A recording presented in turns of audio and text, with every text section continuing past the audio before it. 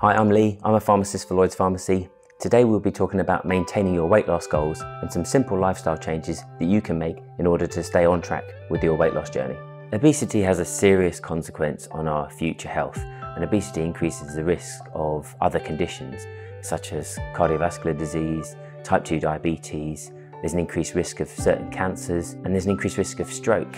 All of those conditions can be very, very serious and greatly impact on how we want to and how we would end up living our lives. So tackling obesity and reducing weight is really, really key. By being overweight, we're more at risk of having worse sleep. Actually, making sure that we get a good night's sleep each night can actually help our weight loss. But by being obese, we can increase the risk of a condition called sleep apnea, which again has long-term adverse health consequences. Losing weight is really important in terms of improving our overall well-being.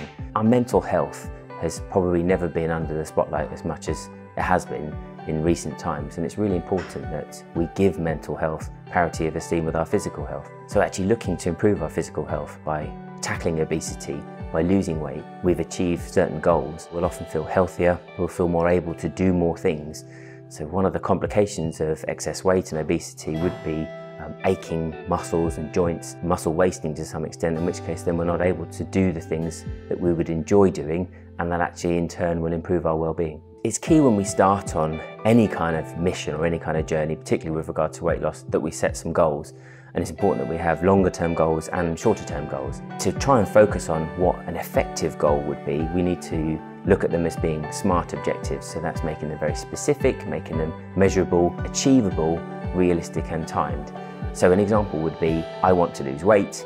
It would be very hard for us to look weeks down the line to whether we've achieved that or not, because we may have lost weight, but we weren't sure how much we wanted to achieve along the way. If we had a target to say, I want to lose 2 stone, it's reasonable to expect that we might be able to achieve that within a few months. It's not reasonable to think that we'll have achieved that after the first week. And actually when we do achieve those milestones along the way, it in itself is really motivating. That can help you keep going towards your longer term goals. So it's important to try and make lifestyle changes as well as focusing on what we eat and physical activity in terms of trying to improve our weight loss and try to achieve our weight loss goals. There's various ways to monitor that. So smart watches these days will be fitness trackers, which can be very motivating to try and make sure that we've done an amount of steps. So maybe it's realistic to suggest that you might achieve 5,000, 7,000 steps during a working day, but maybe on a weekend we could increase that to 10,000 steps. Outside of activity, it's important to focus on the type of foods that we're eating. So actually it's trying to make sure that we're